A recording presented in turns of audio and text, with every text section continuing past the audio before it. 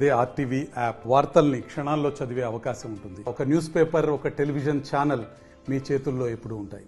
ఫిబ్రవరి మాసం రాకముందే రైతులు వేసినటువంటి నార్లు ఎండిపోతున్నాయనే ఆందోళన వ్యక్తమవుతుంది. నారుమడి ఎండిపోతున్నది, నాట్లు వేసినటువంటి పంట పొలాలు ఎండిపోతున్నాయని ఆందోళన వ్యక్తం చేస్తున్నటువంటి తరుణంలో ప్రభుత్వం కీలక నిర్ణయం తీసుకుంది. ప్రభుత్వ వైపు అడ్లూరి లక్ష్మణ్ కుమార్ చొరవతో శ్రీపాద ఎల్లంపల్లి ప్రాజెక్టు నుంచి నీటిని విడుదల చేశారు. అయితే అక్కడ పంపు మొరాయించడంతో కాళేశ్వరం ఎత్తిపోతల పథకానికి సంబంధించినటువంటి మరో పంపు ఆన్ చేశారు. ఇప్పటికే అది దానిలో ఒక టీఎంసీని ఎత్తిపోసి నందిమేడారం నుంచి చొప్పదండి నియోజకవర్గంలో ఉన్నటువంటి నారాయణపూర్ రిజర్వాయర్కి విడుదల చేశారు. నారాయణపూర్ రిజర్వాయర్ దగ్గర స్థానిక ఎమ్మెల్యే మేడిపల్లి సత్యం వీటిని ప్రారంభించారు. ప్రభుత్వం ఈ నిమ్మకు నీరెత్తినట్టు ఉంది, రైతుల సమస్యలు పట్టించుకోవట్లేదు, ఇంత అధ్వానమా అని చెప్పి మాజీ ఎమ్మెల్యే సుంకె రవిశంకర్ ఉదయం ఆ పంపు హౌజ్ను పరిశీలించారు, నారాయణపూర్ జలాశయాన్ని పరిశీలించారు, అలాగే పంట పొలాలని పరిశీలించారు. రాత్రి కాస్త నీటిని విడుదల చేయడంతో రైతులు హర్షం వ్యక్తం చేస్తున్నారు. ఒకవైపు చొప్పదండి నియోజకవర్గం, వేములవాడ నియోజకవర్గంలో ఉన్నటువంటి 70,000 ఎకరాలకి సాగునీరు అందించే అవకాశం ఉంది. ఎప్పుడు ఫిబ్రవరి మార్చిలో ఈ నారాయణపూర్ రిజర్వాయర్కి నీళ్ళు వచ్చేది, కానీ ఇప్పుడు తాజాగా ఈ జనవరిలోనే నీరు వచ్చిందనేటువంటి అభిప్రాయం వ్యక్తం చేస్తున్నారు. మొత్తం మీద పంట పొలాలు ఎండిపోకుండా ఖచ్చితంగా మేము చొరవ తీసుకుంటాం, నీటిని అందిస్తామని చెప్పేసి ఇటు ప్రజాప్రతినిధులు అధికారులు స్పష్టం చేస్తున్నటువంటి పరిస్థితి.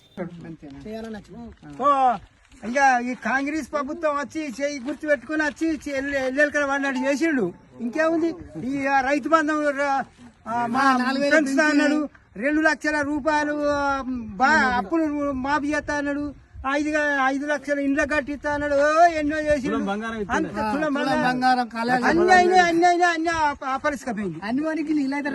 నీళ్ళు ఏడుతురు అన్ని బంగారాలు ఉన్నట్టే అన్ని అన్నమాట మాట తప్పినాక ఎందుకు డిసెంబర్ మాసం నుంచి ఏసంగి పంటకు నీళ్లు విడుదల చేయాలని చెప్పి కాంగ్రెస్ ప్రభుత్వాన్ని పలుమార్లు డిమాండ్ చేయడం, అదేవిధంగా రేపుక నీళ్లు విడుదల చేయకపోతే, రేపటిలోగు నీళ్లు విడుదల చేయకపోతే తప్పకుండా రైతుల పక్షాన కొట్లాడతామని చెప్పడం జరిగింది. ఇదే సందర్భంలో మరి గత 16వ తారీఖు నాడు బుధవారం నాడు కాంగ్రెస్ నాయకులందరూ కూడా ఈ యొక్క నీళ్లు విడుదలైనాయి.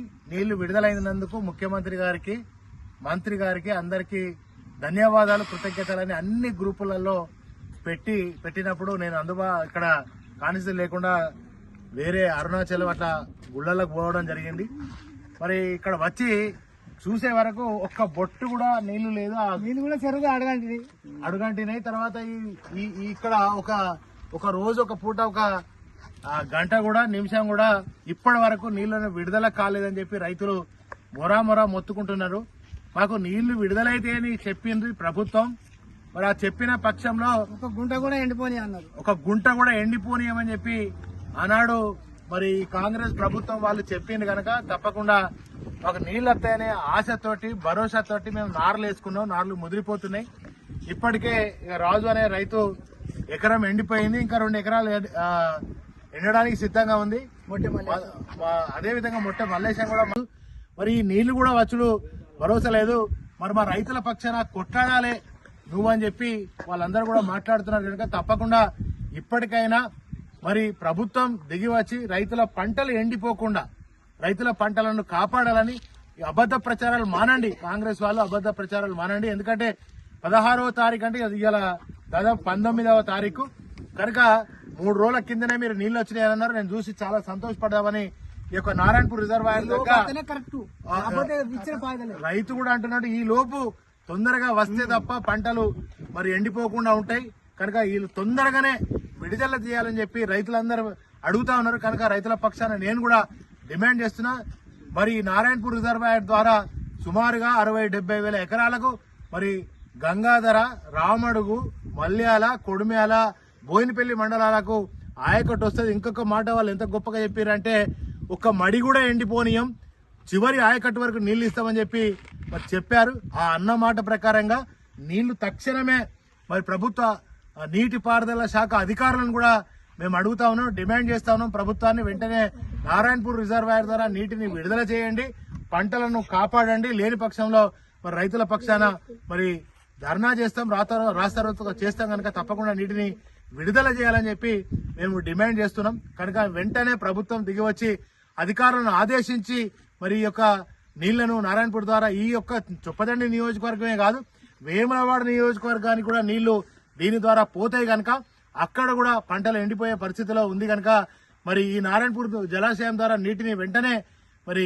విడుదల చేయాలని చెప్పి మరొకసారి డిమాండ్ చేస్తా ఉన్నాం.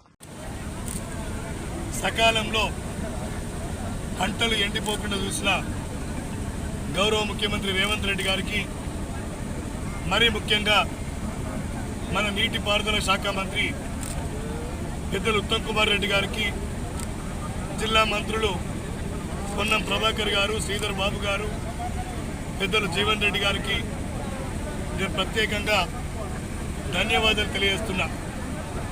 బీఆర్ఎస్ పార్టీ 2014 నుంచి 23 వరకు 10 సంవత్సరాలు ఈ రాష్ట్రంలో అధికారం ఉండి చొప్పదండి నియోజకవర్గ రైతాంగానికి ఏనాడు కూడా సకాలంలో నీటిని విడుదల చేసిన పాపాన పోలేదు.